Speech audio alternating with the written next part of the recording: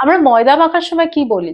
যে একটু রেস্ট দাও বা একটু ময়দাটা মেখে রাখো যাতে এটা সফট হয়ে যায় বা নরম হয়ে যায়। Allow the dough to rest so it becomes soft. Allow the dough to rest so it becomes soft. চিকেনটা কি 1 ঘন্টার জন্য ম্যারিনেট করে রাখতে পারো? So can you please marinate the chicken for an hour? Can you please marinate the chicken for an hour? ধরো রান্না করতে করতে তুমি কাউকে বলছো, খেয়াল রেখো তরকারিটা কিন্তু কম আছে রান্না করো, তাহলে তরকারিটা ভালো হবে। Make sure to simmer the curry on low heat to get a rich flavor.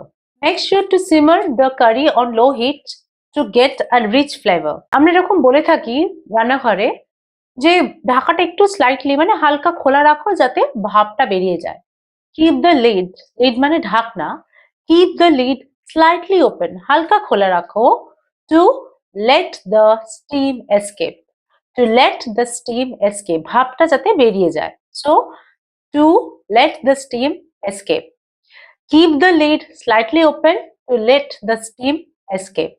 ধরো কাউকে রান্না শেখাচ্ছ, যদি খাবারটা জ্বলে যায় বা খাবারটা যদি পুড়ে যায় তাহলে কিন্তু অ্যাডজাস্ট করে নিও আঁচটা, মানে কম বেশি করে নিও। Adjust the flame if the food starts to burn.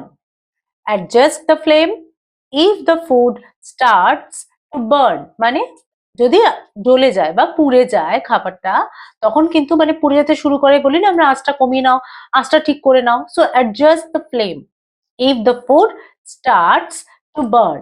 To learn English easily, follow my channel Shumana Z2 Learning, like, share and subscribe.